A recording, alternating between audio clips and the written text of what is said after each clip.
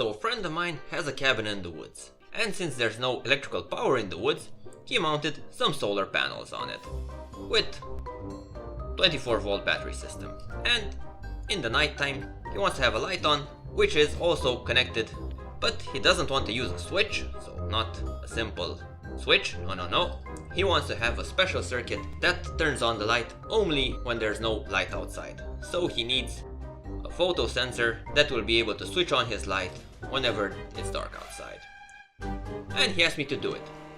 So let's see how to design and make such a circuit.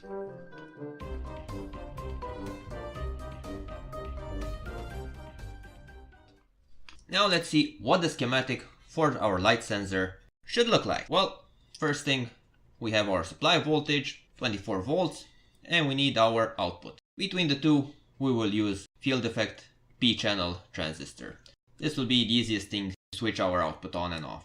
So that the transistor operates correctly, we will need an NPN low side transistor.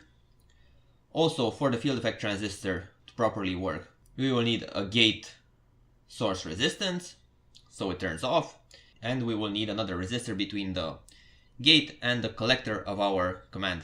Our transistor also will have base resistors, and the signal will be coming from an op-amp. Op-amp will need supply, of course, let's say 5 volts. The 5 volts we will need to get from a linear regulator, so we will have this regulator here giving us the 5 volts. Of course, input, output capacitors.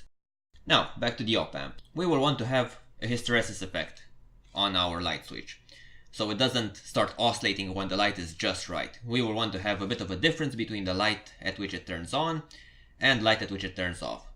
Let's say maybe half an hour, so it turns off at 8, but the light needed to turn it back on would be the one that you had at 7 o'clock, so it doesn't start oscillating. For this, we'll have some resistances, we'll have a feedback network here with a potentiometer so that we can adjust exactly the amount of light needed to turn the sensor on and off.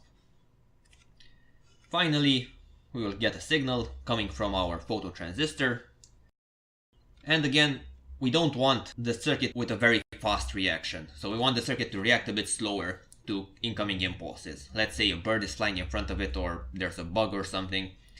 So to slow down the signal coming from the phototransistor, I will add an RC filter in between. This will ensure that very fast transients are filtered out. Looks simple enough. Let's see how to put this thing into practice. First, we will need a box. And it's here. Finally arrived. The box that I ordered about a week ago is finally here. It's a nice box. Has these nice holes on the side so you can screw it into a piece of wood or something. But there's only a small problem with it. I forgot to look at the dimensions when I ordered this. And I think I'm gonna have a bit of problem with fitting all the components that I previously wanted to use in this device. I'm not sure they're gonna fit inside this box. Got my power transistor, potentiometer, I don't know, filtering capacitor, and that's about it. Nothing else really fits inside this box. It's gonna be a bit of a struggle to put everything in here. Yeah. Back to the drawing board. And it's ready. It's finally ready. I managed to fit all the components, surface mounted type components, onto this tiny PCB. And I've got to say, I think it's one of the smallest PCBs I have ever done. Next step, make sure it actually fits into the box. And if we turn it around, perfect fit. It's a bit loose, it's not really standing in one place. So the next step will be to make some spacers to have the PCB sit in a nice and fixed position inside the box. Also, I will need to add a hole so the light can come into the phototransistor, and also some holes so the wires can come out of the box. Okay, finally time to build something.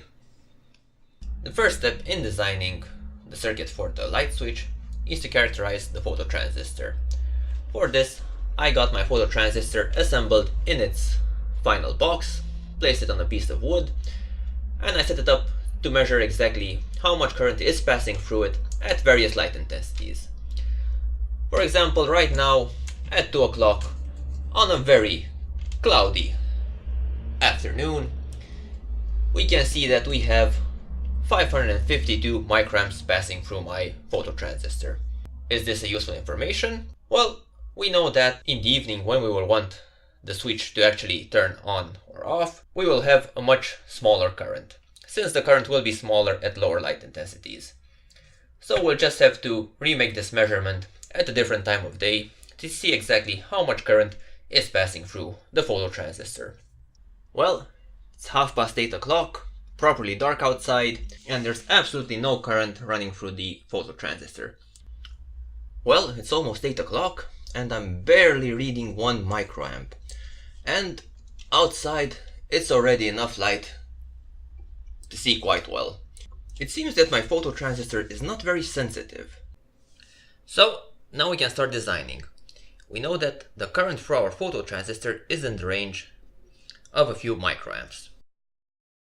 First thing to do is get the dimension for our series resistor with our phototransistor. Next thing we'll want to do is find the values for our time delay circuit. As linear stabilizer, I will use the NCV 8664 5V version. So we'll need an input capacitor and an output capacitor.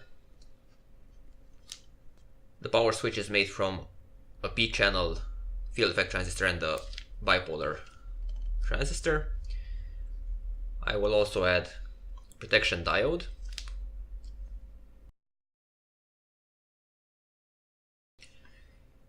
We can use either a simple bipolar transistor, or we can use a digital transistor, which has these resistors already included, and only add a single exterior resistor.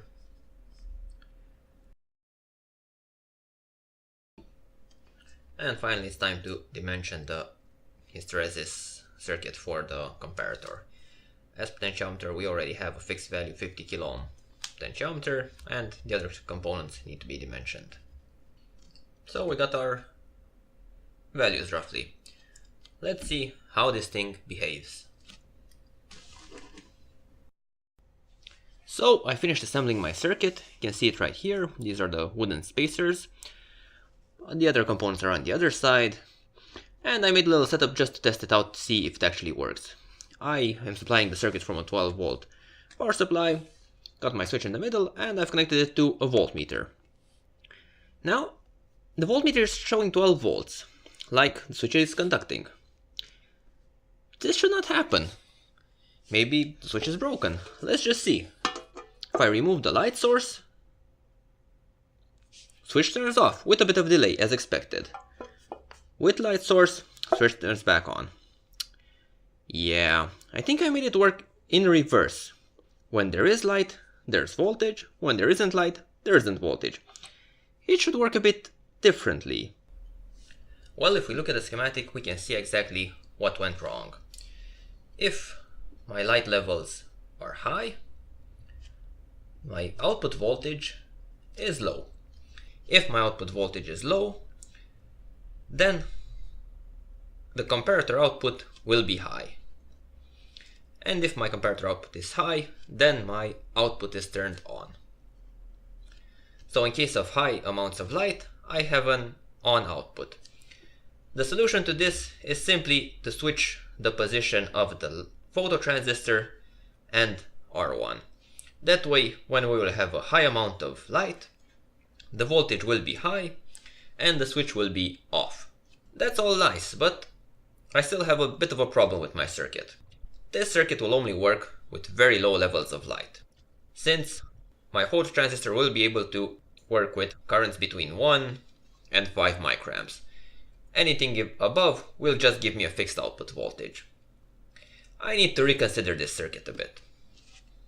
So this is the final circuit that I came up with. The main difference between this and the previous circuit is the light sensor.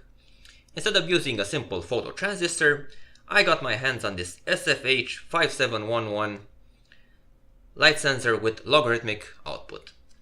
What does that mean? Well, it means that this circuit will output a current proportional to the light intensity, but on a logarithmic scale. That means I will be able to measure both very low amounts of light and very high amounts of light. The threshold will be simply set by using the previously used potentiometer. Let's see the final circuit in action.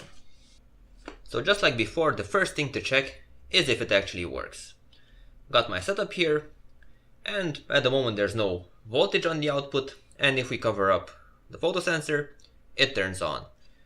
So this time at least, when there is light, there's no output voltage. When there isn't light, there is output voltage. So first feature is working. Second thing to check is how much current the circuit is actually using.